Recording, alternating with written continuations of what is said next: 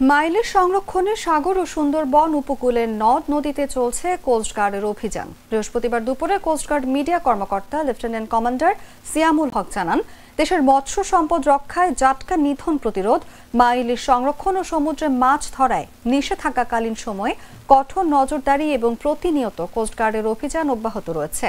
তিনি এ সময় জানান, ইলিশ মাছের প্রজনন মৌসুম উপলক্ষে মাইলিশ রক্ষার্থে ইলিশের প্রজনন ক্ষেত্র সংরক্ষণের উদ্দেশ্যে মৎস্য সুরক্ষা ও সংরক্ষণ আইন 1950 অনুযায়ী গেল 4 অক্টোবর থেকে আগামী 25 অক্টোবর পর্যন্ত মোট 22 দিন ইলিশের প্রধান প্রজনন মৌসুমে সারা দেশে ইলিশের আহরণ, পরিবহন, মজুদ, বাজারজাতকরণ এবং ক্রয় বিক্রয় নিষিদ্ধ থাকবে।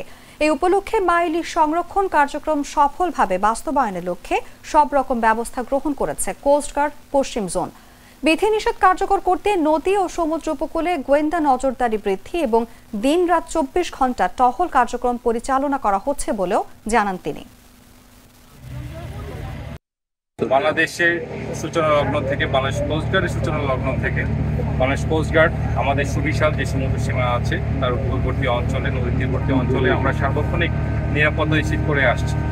একই সাথে আমরা মৎস্য সম্পদ রক্ষায় আমরা মাইলিশ রক্ষা, জাটকা রক্ষা এবং সমুদ্রে যে সকল সময় নিষেধাজ্ঞা চলমান থাকে সে সকল সময় আমরা সার্বক্ষণিক নিরাপত্তা প্রদান করি এবং একই সাথে আমরা নিশ্চিত করি কোনো অবৈধ সময়ে বা নিষেধাজ্ঞা মৎস্য যেন না হয়।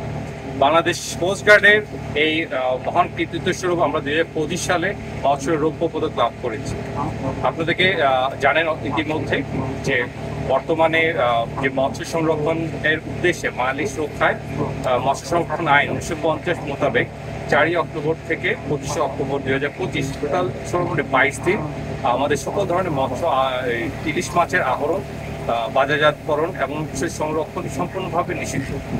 এই পরিকল্পনা বাস্তবায়নে বাংলাদেশ কোস্টগার্ড তার দায়িত্বপূর্ণ এলাকায় সার্বক্ষণিক টহল কার্যক্রম পরিচালনা করছে।